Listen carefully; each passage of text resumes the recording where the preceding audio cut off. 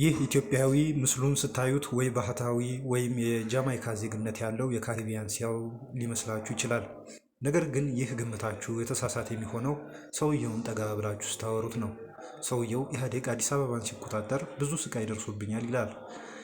ዲያሪዮ ደ ሊዮን የተሰኘው ጋዜጣ ሐምሌ 11 ቀን 1996 ዓ.ም ባስነበበው ዘገባ መሰረት የሰውየው ስም ገዳሙ አበበ ስለሺ ይባላል። ቀጣዩ የኢትዮጵያ ፕሬዝዳንት ለመሆን ጫፍ ላይ በደረስኩበት ወቅት ኢህአዴግ አዲስ አበባን ተቆጣጠረ ሲል ይናገራል። በስፔን መዲና ማድሪድ ከተማ በሚገኘው የባራጃስ ኤርፖርት ለ6 ወራት ያህል ኖሯል። እዚያ ሲኖር ቀኑን የሚያሳልፈው በአየር ማረፊያው ተርሚናል 1 በተሰኘው አካባቢ የመንገደኞች መጠባበቂያ ወንበር ላይ በመቀመጥ ነው። እዚህ ተቀምጦ የሚጠብቀው ወደ ኢትዮጵያ ለመመለስ የአውሮፕላን ቲኬት፣ ዲፕሎማቲክ ፓስፖርት እና ክሬዲት ካርድ ለመቀበል ነው። ሆኖም ግን ተቀምጦበት የሚውለው ወንበር ለእርሱ ወደ መኖሪያ ቤትነት ተቀይሮ ጓዙን በአንድ ወገን በማከማቸት በአቅራቢያው ከሚገኘው የገበያ ማዕከል የዕለት ጉርሱን እየሸመተ በመመገብ በአየር ማረፊያው ሰራተኞች እገዛ እየኖረ ነው። ገዳሙ 4 የተለያዩ ቋንቋዎችን አቀላጥፎ ይናገራል።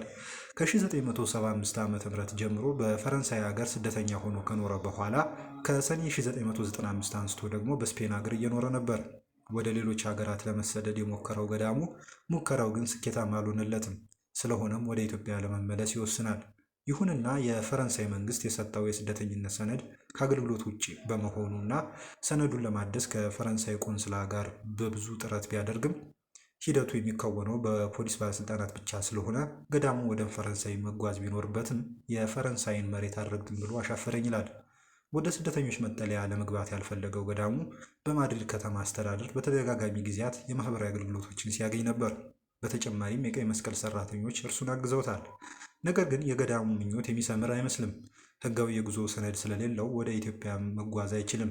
የሚጠብቀኝን የመንግስት ስልጣን ለመያዝ እና በጉጉት የሚጠብቀኝን ህዝብ ለማስደሰት አለብኝ ይላል። ወደ ኢትዮጵያ ለመጓዝ ከጉዞ ሰነድ በተጨማሪ አብሮት የሚጓዝ ሰው መኖር አለበት። ምክንያቱም የአእምሮ ህመም ስላለበት። እንደ ጋዜጣው ዘገባ ከሆነ በመጋቢት ወር 1996 ዓ.ም የ18 ቀን የረሃብ አድማ በማድረግ ለተባበሩት መንግስታት የስደተኞች ኮሚሽን ወይም ዩኤንኤችሲአር ቢሮ ደብዳቤ አስገብቶ ነበር። በደብዳቤውም ስለ ጉዳዩ እና ወደ ኢትዮጵያ ለመመለስ ስላለው ፍላጎት አስረድቷል። ነገር ግን ምላሽ አልሰጠኝም ይላል ገዳሙ አበበ ራሱን ሲጠራ የኢትዮጵያ ፕሬዝዳንት፣ የጦር ኃይሎች ጠቅላይ አዛዥ የሚሉ ማዕረጎችን ከስሙ በፊት ያስቀድማል። ገዳሙ እንደሚናገረው በነሐሴ ወር 1954 ዓ.ም ኢትዮጵያ ተወልዶ በቀድሞዋ የሶቪየት ህብረት በወታደራዊ ትምህርት ቤት ውስጥ የሕክምና ትምህርት ለመማር ተጉዞ ነበር። ትምህርቱን ጨርሶ ወደ ኢትዮጵያ ከተመለሰ በኋላ በድጋሚ በ1974 ዓ.ም ወደ ሶቪየት ህብረት ተጉዟል። ከአንድ ዓመት በኋላ ፈረንሳይን ጨምሮ ሌሎች የአውሮፓ ሀገራትን እየተዘዋወረ ሲጎበኝ ነበር። እስከ 1979 ዓ.ም ድረስ እየተዟዟረ ከቆየ በኋላ የጉብኝቱን መጨረሻ በዴንማርክ አደረገ። ገዳሙ ስለ ዴንማርክ ቆይታው ማሰብ አይፈልግም፣ መጥፎ ትዝታ ስላለበት። ስራዬን ቀሙኝ፣ እስር ቤት ውስጥ ከተቱኝ፣ ከዚያም ወደ አእምሮ ህክምና ማዕከል አስገቡኝ በማለት ይናገራል። በመጨረሻም በ1984 ዓ.ም ምንም ነገር በእጁ ላይ ሳይኖረው ወደ ፈረንሳይ ተሸኘ።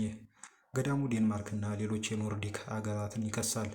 የሚከሰውም በግንቦት ወር 1983 ዓ.ም የመንግስት ለውጥ ሲፈጠር በፕሬዝዳንት መንግስቱ ኃይለማርያም ምትክ እኔ ስልጣን እንዳልይዝ ከልክለውኛል፣ ሶቪየት ህብረት እኔን ለመደገፍ ተስማምታ ነበር በማለት ነው። ገዳሙ በ1984 ዓ.ም በፈረንሳይ የጎዳና ላይ ኑሮውን ጀመረ።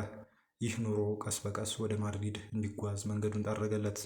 አሁንም ገዳሙ በባጃራስ አየር ማረፊያ ኑሮውን ቢቀጥልም ወደ ኢትዮጵያ የመመለስ፣ ህዝቡን የማስተዳደር፣ ወደ ታጅ መሃል በመጓዝ በቀሪ የህይወት ዘመኑ አብራ የምትኖረውን ሴት ማግባትና አትላንታ ከተማ ከሚገኘው የማርቲን ሉተር ኪንግ መቃብር ጎን የመቀበር ህልም አለው።